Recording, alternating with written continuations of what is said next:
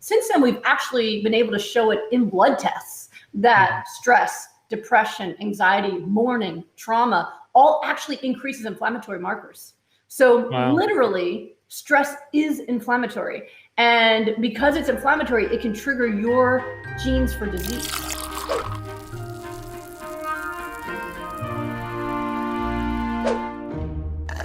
You just talked about stressors, right? What kind of triggers are there from your perspective, and what would you recommend for people to do about it? You know, back when I was saying when I was a medical student and I was noticing that there was an impact of mood on illness, back then it was mostly just observation. I could see it and I could look and read, and other people agreed with me. Since then, we've actually been able to show it in blood tests that stress, depression, anxiety, mourning, trauma, all actually increases inflammatory markers. So literally, stress is inflammatory. And because it's inflammatory, it can trigger your genes for disease.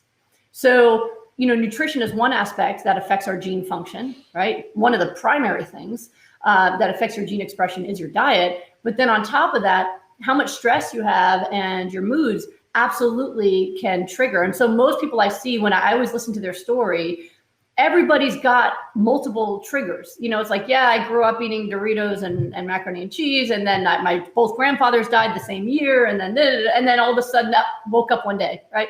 Often it's a divorce, or it's puberty, or it's childbirth. There's some kind of triggers that it's not just one, but kind of, I call it like a storm. There's the cold front and the warm front, right? And then there's the winds, and then there's temperature. There's all these different things. So we have to really try to control all the things we can. You can't control everything, right? Like if you're in mourning, you can't control that someone died, right?